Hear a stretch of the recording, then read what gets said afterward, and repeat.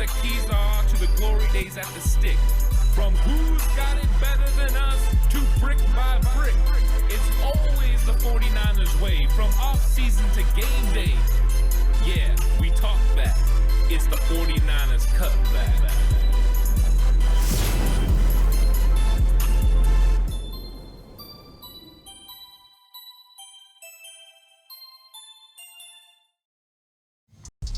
It's 49ers Cutback Podcast time. Welcome to the show, everyone. Game preview, 49ers versus Cincinnati Bengals. And this is going to be a fun one. We're going to go through key matchups. We're going to get into bold predictions, and then I'm going to make a game prediction on who I think is going to win this football game.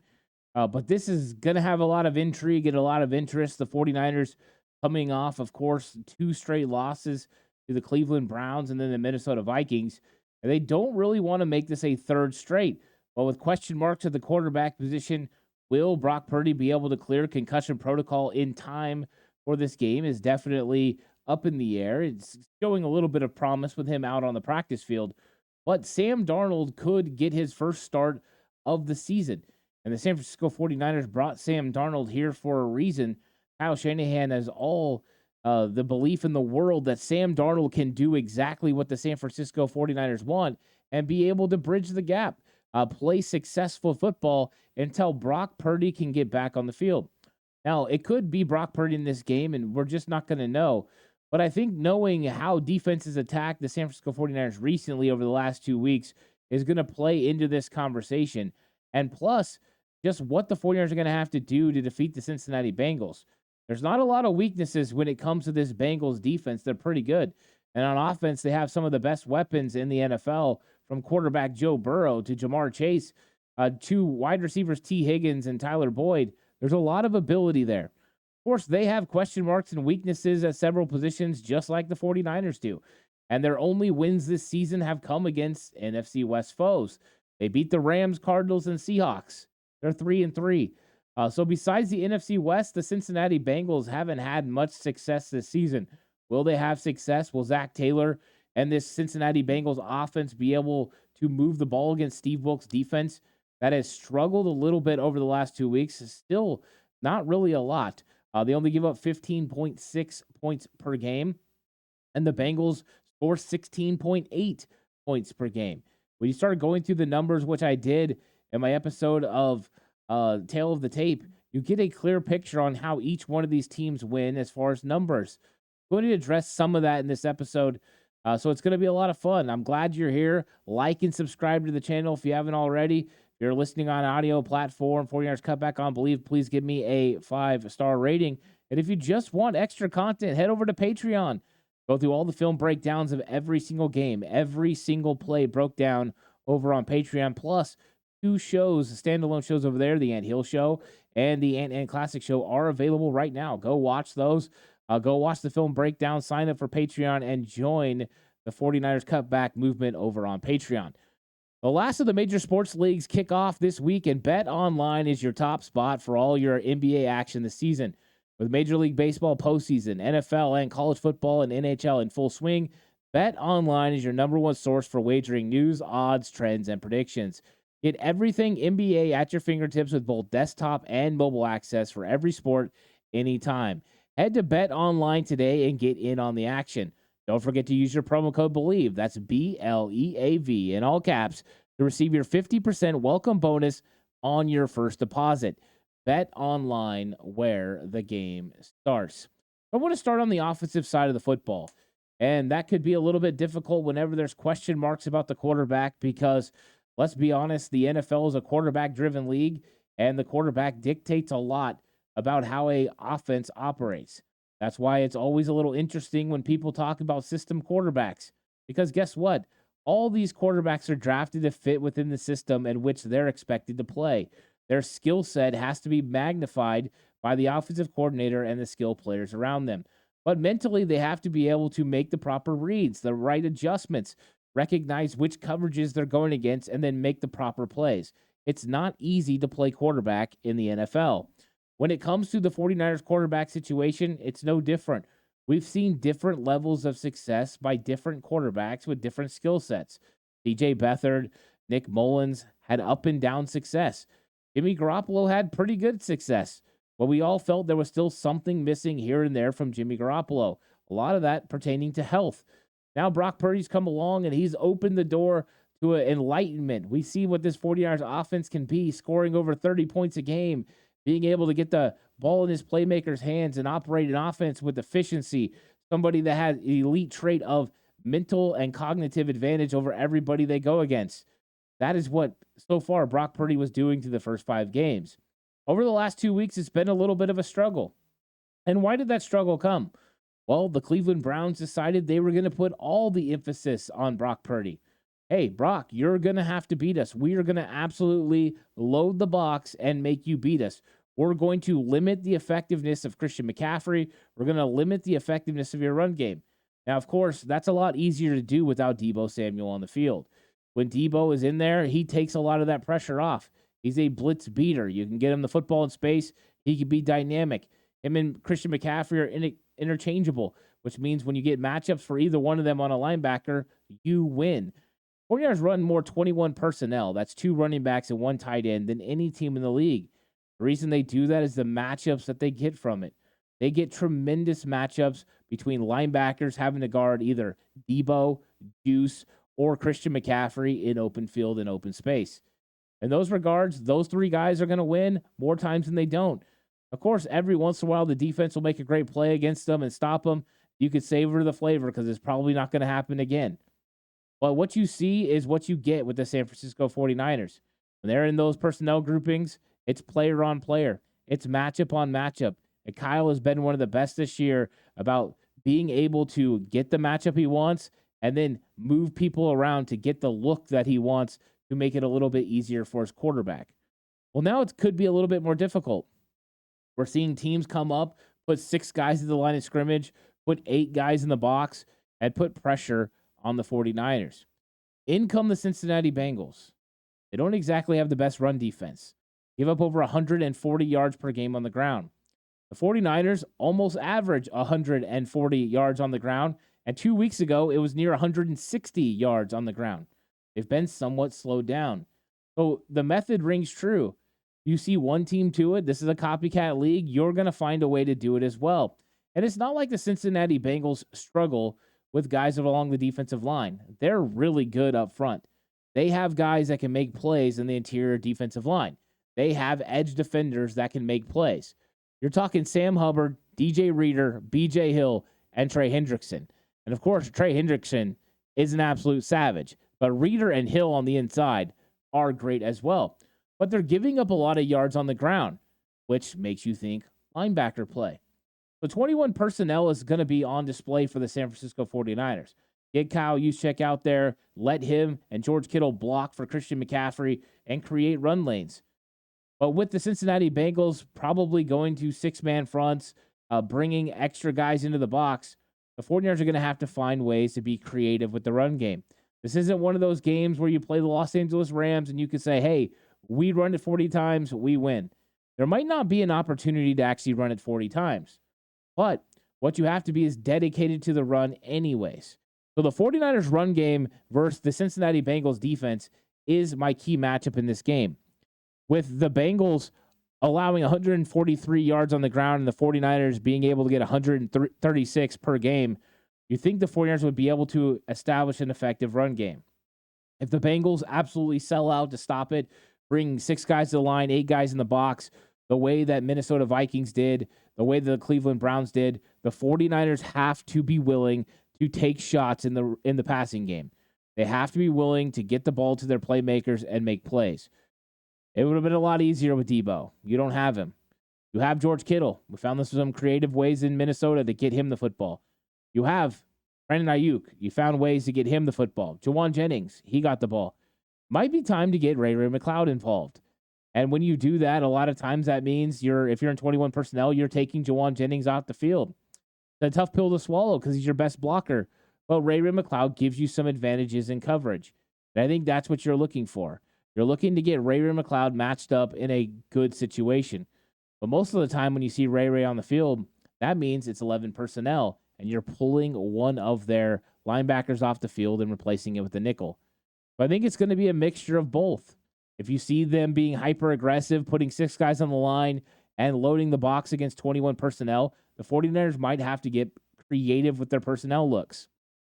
Go with 11 personnel, go with 12 personnel, which means 1 running back, 2 tight ends, or maybe you go with 22 personnel, 2 running backs, 2 tight ends sometimes. Maybe you go with a 30 personnel with 3 running backs on the field. I think you could do some interesting things here. But it's all about finding the matchups you need. The 49ers weren't able to get to that C gap that they always take advantage of. They were unable to get movement with the defensive ends, which actually was outside linebackers from Minnesota Vikings, which is not the norm. Normally, the 49ers do it. I think you're going to see the 49ers go back to their run game of pin and pull. Go back to the run game of gap scheme. Go ahead and take advantage of getting some of the outside zone plays, creative plays, where they get you looking one way in an outside zone and then throw it back the other way, like you saw with Christian McCaffrey catching the touchdown pass. That's what it's about this week. Creative run game and establishing a run game against the Cincinnati Bengals. You need to be able to run the football and take the pressure off the quarterback, especially if that quarterback is Sam Darnold. I'm not saying Sam Darnold can't do it. He's got the ability. He's got the arm. He's got the intelligence. He always did. There's a reason he was drafted number 3 overall. And he's more athletic than you think. He's got the ability to escape. He's got an absolute cannon for an arm. He can throw it probably the furthest of any of the 49ers quarterbacks and get it downfield. But by establishing a run game, you can take pressure off. I will say this. I would call for the 49ers if they came up to the line of scrimmage and Darnold's under center and the Cincinnati Bengals come up with 6 guys to the line, 8 guys in the box. I'm checking. I'm play action. I'm taking a shot, finding that mismatch, whether it's George Kittle or Brandon Ayuk deep down the field. Make them fear. But Kyle Shanahan said this week in his interviews that you have to make sure when they are running 6-man fronts like that you loosen them up with the passing game. Teams right now are being bullish. They're not even loosening up when you're hitting them with the passing game. They're expecting you to make a mistake. Right now, the 49ers haven't proven that they can consistently win every single time over the last 2 weeks. Starts getting to what they were doing against the Cardinals, against the Cowboys, and they're scoring nothing but touchdowns and executing in the passing game. These defenses will relax. That will open up opportunities for the run game. So when I say the 49ers run game versus Cincinnati, if the 49ers run game is not allowed because of what is happening up front with 6 guys on the line and 8 guys in the box, then it's going to flip to the passing game, and they're going to have to execute. And then when the run game is able to get going again, you do it. Sometimes you can be bullish and run against those fronts. But average-wise, when you're going against NFL players, it doesn't average out to being a good idea. So that's what you have to be doing that. And you have to defeat these 6-man fronts and 8-man boxes. They have to be defeated. And that's how you're going to do it. If they come in those, you're going to have to pass. And you're just going to have to win in those situations. How do you do it? Use 21 personnel. Get those linebackers on the field. Make them cover Kyle Juszczyk, Christian McCaffrey in space. Make those matchups the emphasis of this game. And it's nothing against the Bengals, as far as linebacker play, but you're telling me Logan Wilson, Jermaine Pratt, and Akeem Davis-Gaither are the guys that we're supposed to worry about? I'm feeling confident about it. Yeah, this isn't Owosu Karamoa. This isn't Jordan Hicks. These guys are definitely players that Christian McCaffrey has an advantage against, and I think Kyle Juszczyk does as well. So I kind of like those matchups for the 49ers. And I also want to see what happens when the 49ers put them in 11 personnel.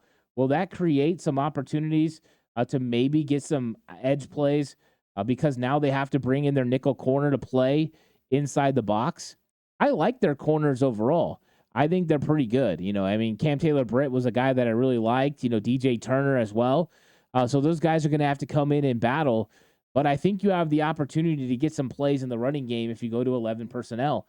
Let Jawan Jennings block. But I think it also spreads things out sometimes where you can throw. I would definitely see what they do first against 21 personnel. That's been your bread and butter, and you can take advantage of things there. Plus, I just want the 49ers to go back to what they were doing at the beginning. Go back to 49ers football. So that's a key. 49ers run game against the Cincinnati Bengals. And if Cincinnati lights it up and comes up and wants to take it away, then it flips the script, right? Because now that running game is setting the tone for that passing game. And you have to go ahead and flip the script and let Sam Darnold or Brock Purdy throw. And I think they can do it at a high level. I'm not really worried about them being able to take advantage. There'll be very defined reads, and hopefully the results will coincide with those reads. Well, let's go to the defense and let's talk about the key matchup over on the defensive side of the ball. And I really think this week the 49ers need to get back to playing 49ers football. And what do I mean? Well, they had a very distinct way that they played in the first 5 weeks. They were playing off receivers. They were tackling underneath, rallying. They were making offensive players be willing to catch the ball underneath. And they made quarterbacks be very definite with their decision making. Have to get rid of the ball quickly, have to throw it out there, and hope my players can make plays. What they did was they started making teams be perfect with their reads. You saw it early on in the season. They weren't able to do it. Pittsburgh couldn't do it. Then they played the Rams, and Matthew Stafford could do it, but he couldn't do it for a whole game. And they just kept going through this. Joshua Dobbs couldn't do it. And you just saw players and teams that weren't able to pull it off where they were excellent every single play. Eventually, they made a mistake. The 49ers did that at a high level. They didn't have to manufacture pressure with blitz a lot. They did it occasionally, but really the front four didn't mean anything. They just put pressure when they needed to because the quarterback had to get rid of the football so quickly, and the 49ers soft coverage made it so they couldn't get anything down the field. Limit explosives, tackle underneath. But also the 49ers stopped the run with 7. And I think that was very important. Early on in the season, the 49ers were one of the best rush defenses, and they still are. They give up under 80 yards per game on the ground. But being able to stop with 7 allowed them to keep 2 high safety looks. It allowed them to play coverage on the back end. It allowed the cornerbacks to attack when people would drive and still have safety help. So, hey, receiver breaks, you drive on the football, you make the tackle. Tarvarius Ward, Deommodore Lenoir, they're good at it. So I think the 49ers, what they did against Cleveland was they sat back in 2 deep safety looks, which is fine. But when Cleveland decided to run, Cleveland was good enough to run against the 49ers front 7. The 49ers weren't aggressive enough to bring an 8th guy in the box. Well, flip the script to Minnesota. The 49ers didn't want to run the risk of a run game getting going against 7. So they put 8 in the box almost the entire game. You go watch my breakdown on Patreon, you can see it. Almost every single play I say there's 8 in the box, single high safety. Occasionally, they would adjust out of it. They would show 2 high safety. But I would say probably 80% of the time, they had 8 guys in the box. So they were taking away Minnesota's run game. And in the second half, they did that. And they limited Minnesota to 6 points in the second half. But they allowed some big plays down the field in the passing game. It's all about limiting explosives. 49ers didn't limit explosives against Cleveland. Didn't limit explosives against Minnesota. I think that's the difference for the 49ers defense. Amari Cooper for the Cleveland Vikings, for the Cleveland Browns, put 2 together there. For the Minnesota Vikings, it was Jordan Addison. So you have to be able to limit those, and I think the 49ers' plan will be to do that in this game. So what do? Go back to doing what you do well. Play your scheme. Do what you do in certain situations, and don't let the offense dictate what you do, but you dictate what the offense does. I think the 49ers can do it. Also, the way that the Cincinnati Bengals play, they put a lot of teams in their nickel set because they run 11 personnel. They want to have their big-time playmakers out there. Jamar Chase, T. Higgins, Tyler Boyd. And then they go with running back Joe Mixon, Irv Smith Jr. at tight end, and they spread you out. So that means Isaiah Oliver's on the field. As far as the running game, that's good for the 49ers. Isaiah Oliver does a good job setting the edge. He's a good tackler out in open space. So you don't really lose anything there. Where you could have a little bit of fear is who's playing against him in the slot. If he's going against T. Higgins, I don't mind that matchup. That's big on big. You're fine with that. If it's Boyd, I think he can hold up. Where I get worried is if it's Jamar Chase. Jamar Chase is a legit number 1 corner or wide receiver. I worry about our corners at all three positions. Lenoir, I worry about him a little bit. We've seen Jamar Chase take advantage of Ambry Thomas in 2021. So the 49ers are going to have to make sure they locate where Jamar Chase is going to be. But with the amount of weapons that Cincinnati has, it's not like you can bracket coverage Jamar. So they're going to get one-on-one situations. So the 49ers are going to have to do it a certain way. Number 1, if you can stop their run game with Joe Mixon with just 7 guys in the box with Isaiah Oliver helping in nickel situations and you can keep your safeties back for the most part, you can take the pressure off those explosive plays happening. Number 2, If you can get pressure on Joe Burrow with just 4, even though they've added players to the offensive line and the offensive line hasn't been as bad as it was before, you still have opportunities. So they have Orlando Brown at left tackle. They have, Jonah Williams at right tackle. And then on the inside, they have some pretty good guys. Cordell Volson at left guard, Ted Karras at center, and Alex Kappa at right guard. It's not a bad group, but they haven't been doing such a great job throughout the entire year. So getting pressure with 4, being able to stop the run with 7 guys in the box is going to be pivotal for the 49ers in this game. And the 49ers only give up 79 yards per game on the ground, and the Bengals haven't been very good on the ground either. So this is your opportunity to make them one-dimensional, put all the pressure on Joe Burrow in that passing game, and then be able to play off. You can get pressure with 4. That's great. Now, one of the things offenses have been doing to the San Francisco 49ers over the last 2 weeks is mask protecting, bringing extra guys in, running backs, tight ends, and having them help block this 49ers pass rush. Max protect, and then have open receivers in the back end with time. Well, one thing you could do, this would be a little bit more on course of what the 49ers have done in the past with DeMeco Ryans and others, is go ahead and you can bring your 4 and come after him and just drop 7 and just make sure you always have guys back there. On 3rd and long, bring in an extra guy, go dime, rush 3, change it up, and do something with dropping 8. I think those are situations that the 49ers haven't done this season that they still could. Do I think that they need to manufacture pressure in this game? I hope not. Because when you do, that'll give Joe Burrow and this team an opportunity to take advantage of you in the screen game. Because that's something Jamar Chase is good.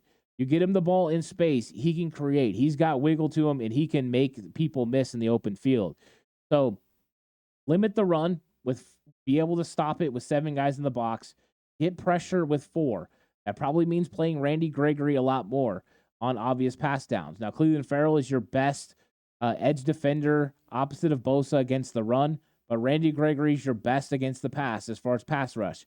So figuring out a way there is important for sure. And I think that is the keys in this game as far as offense and defense. Now, let's talk about some other keys that always are a big part of the game, and that's 3rd down success. 49ers were unable to get the Vikings off the field last week. Vikings 8 of 13, very successful, and they came into the game at under 40%.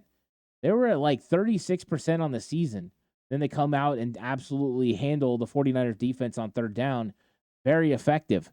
Well, here comes the Cincinnati Bengals, whose offense is similar, under 35%, 33.3% on 3rd down of efficiency.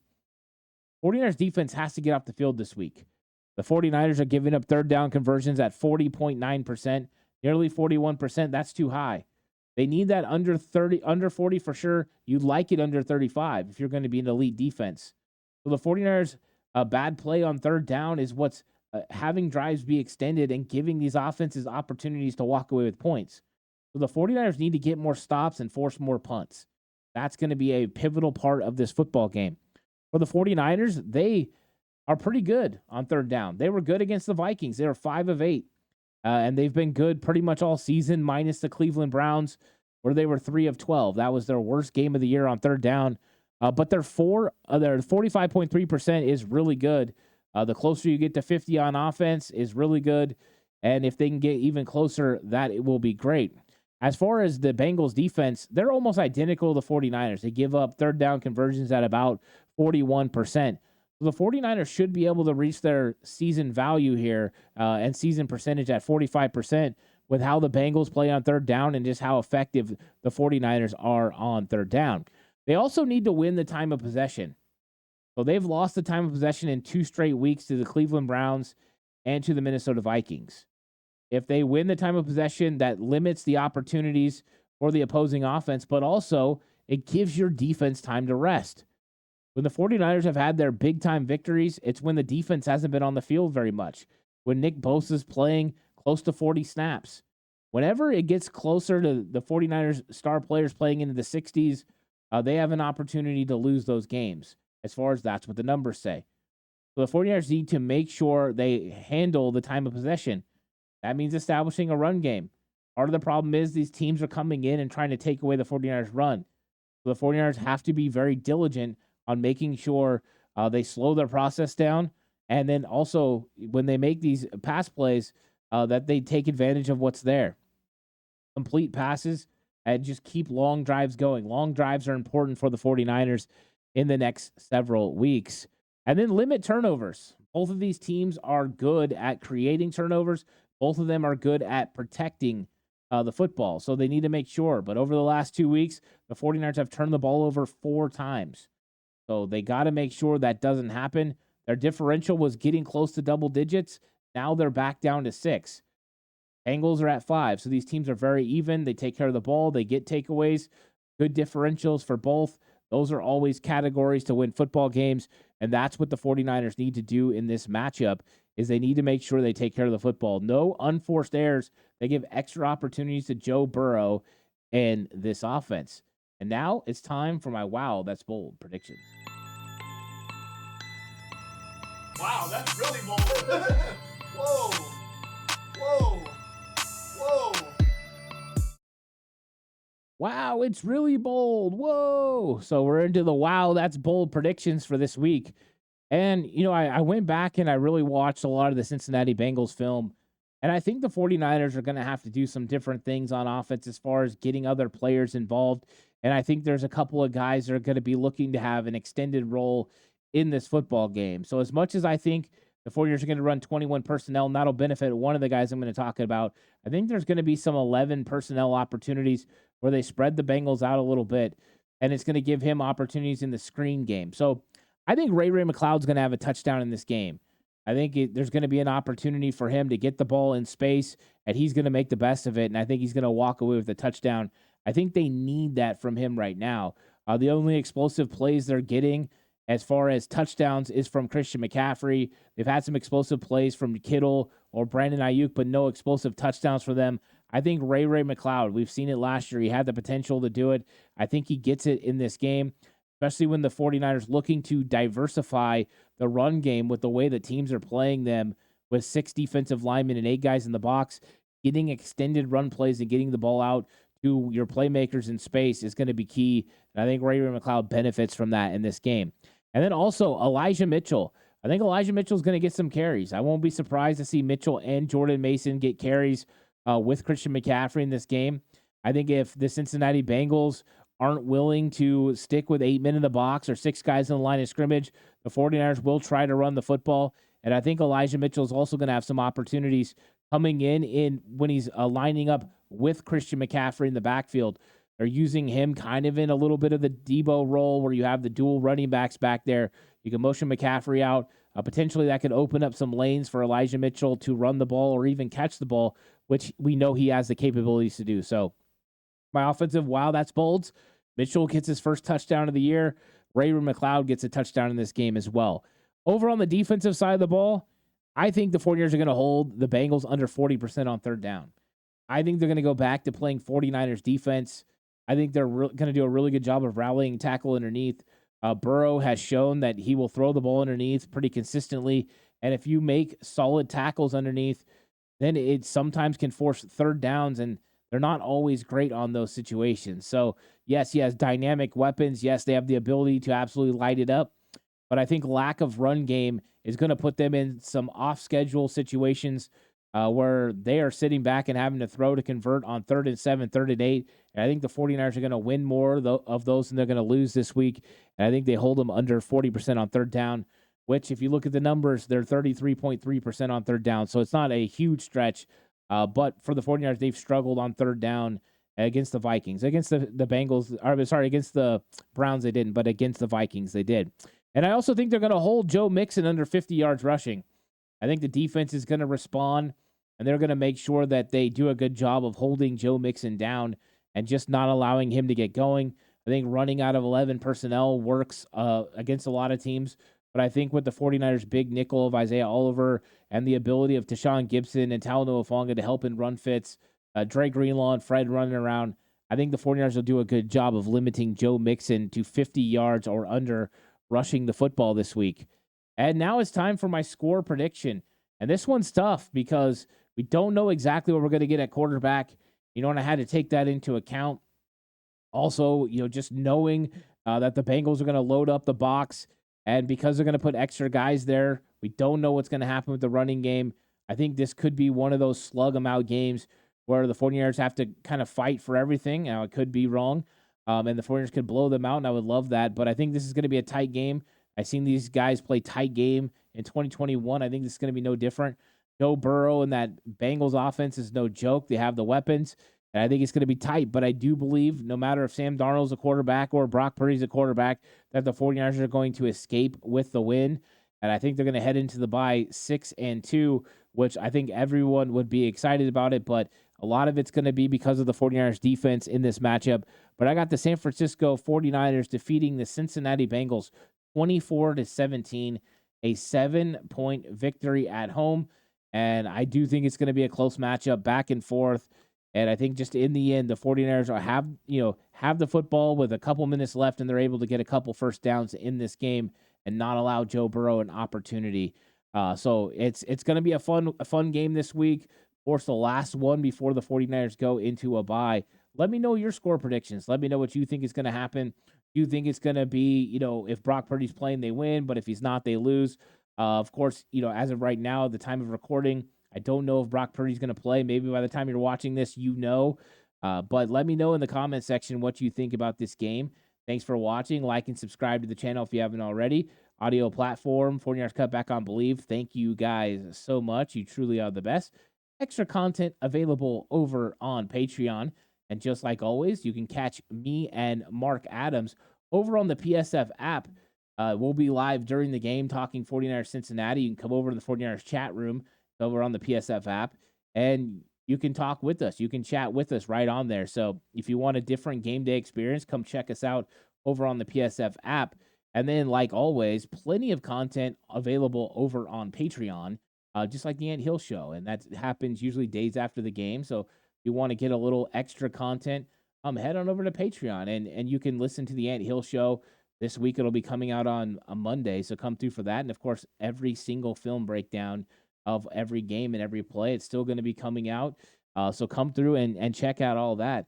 And I really appreciate, all of you that have come through and checked out the channel recently. You guys are the best, and I'm looking forward to even more content. This episode of 49ers Cutback was brought to you by Bet Online, where the game starts. But I'll catch you guys on the next one. Until then, stay safe. And remember, the right way is always the 49ers.